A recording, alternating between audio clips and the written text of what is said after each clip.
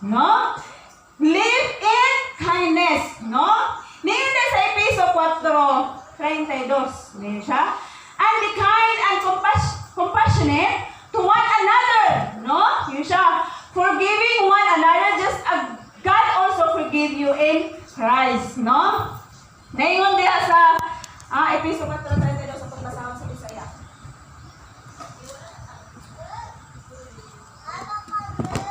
Ano siya? Pagkali anay hinuon kamo o pagbaton sa malumong kasing-kasing alang sa usag-usa o pag pinasayloay kamo ingon nga bipasaylo kamo sa Dios diha kang Kristo. Unsay gingon? Para asa na giingon sa Dios? Para sa iyang mga tinunan. Para sa iyang mga anakan. O ningon siya nga pag kaloy anay hinuon kamo o pagbaton sa malumong kasing-kasing. No?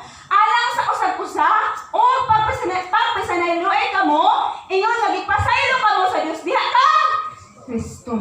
Okay. So ningon siya to live. I live in kindness. So magpuyo kita. Magpuyo ako nga adunay kaayo sa akong kinabuhi. Adunay kaayo nga diha sa gugma, no? O kaluoy sa Dios.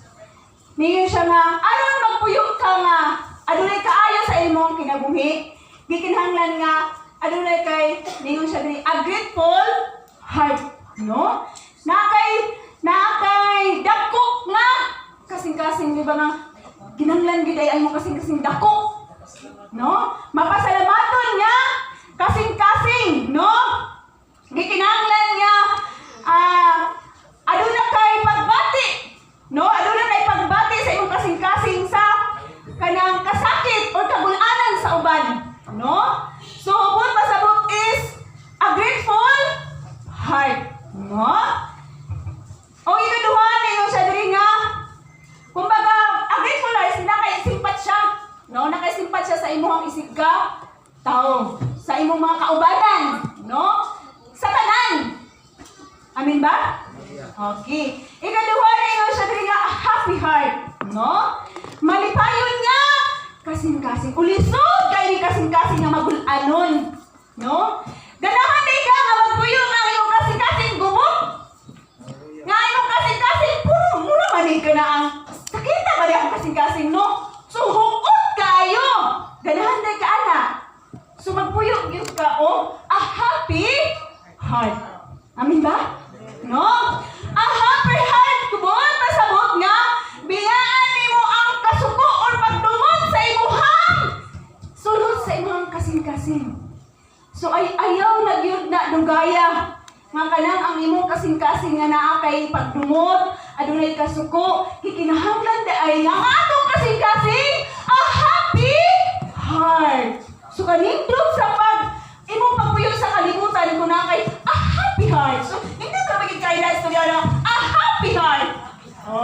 Istorya daw imong kaarapan a happy heart. No? Kikinahanglan nga natay malipayon nga kasing-kasing sa tuwang kinabuhi. Kaya naman, lisod kayo ang atong kasing-kasing nga aduna tay giluom-luom. No? Aduna tay gitagong-tagungan nga wala pa nato gi-release. Okay. Ngayon dito ang happy heart, magikinahanglan nga ang atong kasing-kasing unsa man wala gid siya gitaguan, no? Kanang dili gid siya ingon nga gikumot, no?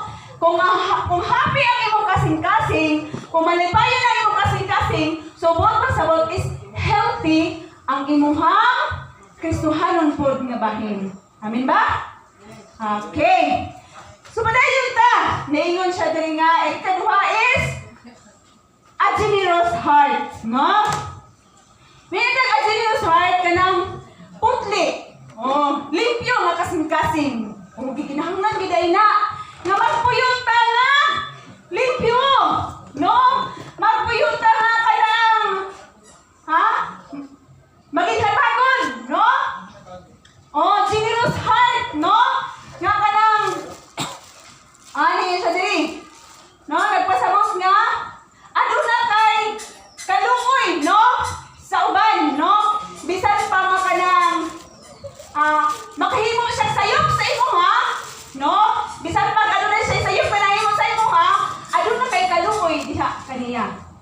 pasabot is a generous heart. Kuha na to?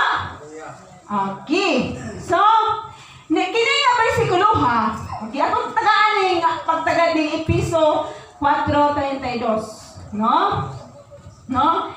Kini nga bersikulo ha, no? Nindot kayo ni sa atong kinabuhi, sa pagkinabuhi sa matag adlaw-adlaw nga mulabay sa atong kinabuhi. Nga miingon ka nga gikinahanglan nga adunay tay makabuluhan nga kinabuhi nga mulabay sa ato ang kinabuhi sa matag adlaw-adlaw. Isip mga Kristohanon kita or isip nga mga anak kita sa Dios.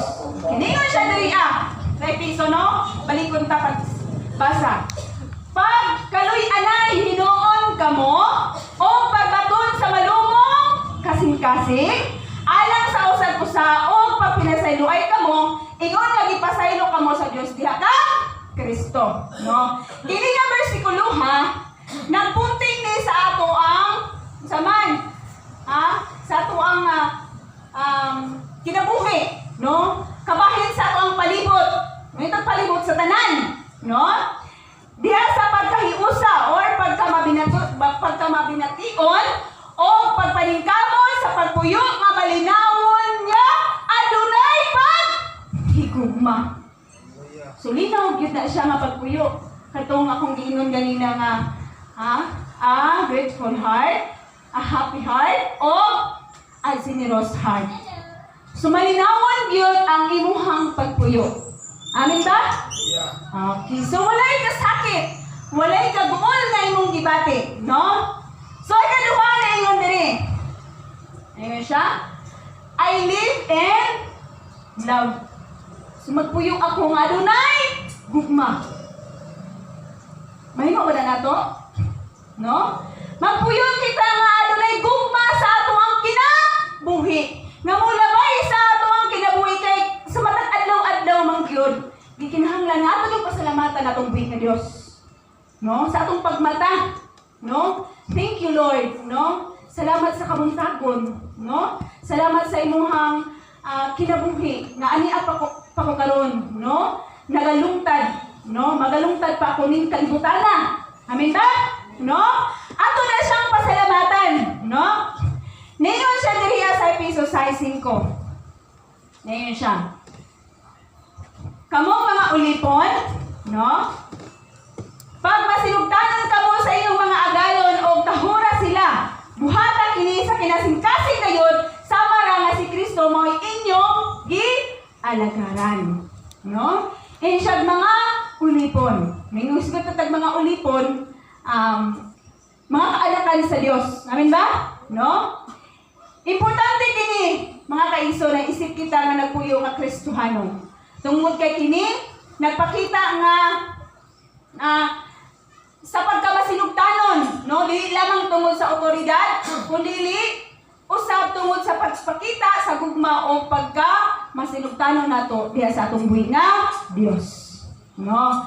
Mayon that I live in love, so magpuyo ako diha sa gugma, aron pagwas nga nagpuyo ka diha sa gugma, una, makahimo ka nga to forgive. No? Makapasaylo ka. Oh, kung ano na kay gugma, makapasaylo ka sa imong isip ka tao. Amin ba? No? Makapasaylo ka. Mayon kay kag to forgive. I-release ang imong kasuko sa imong kasing-kasing. Ayaw gyud og guma. Kung imong ganay og gumon lisod kayo. Burot gyud imong baba. No? So, ilala mo sa atong kasing-kasing. Dili ta muugom og kasuko sa atong kasing-kasing. Dili ta magtigom og kasuko sa atong kasing-kasing. O sige ingon, i-release ang kasuko. To forgive, no? Even siya, choosing your heart to let go. Oh, piliin ang kanya-kanyang kasing-kasing ng kabalo mo. So sige, let go. Move on. Oh, let go ka lang. Bisan pa, example, kanang siya nga yung gikasukan, no?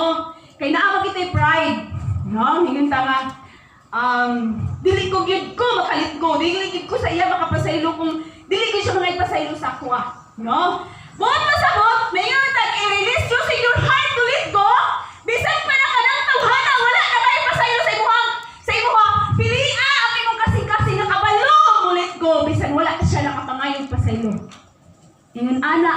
sa Dios. Kuha na to. Ayaw ko na mga pa siya pasaylo. Saan mo siya pasaylon? Kaya ang anak sa Dios, nagpili na sa kasing-kasing ng kabalo mo, let go. Amen ba? Okay. Ikatulo na yun niya, choosing to, yun dili ka to forgive ba? To forgive, it means choosing to move forward and help. Kanang help ba nga kanang ayuhan ka? Heal. No? Buta sa buot nga, mag-move forward ka. Bisan pag wala siya nangayon pa sa'yo sa iwa, mag-move. Nga naman na mag-apil mo ka sa kasubok sa iwa, ha? Mag-move ko no? Mag-move ko. Aron nga mahimong maayo ang akong kasing-kasing. Or aron ayuhon sa Dios ang akong kasing-kasing.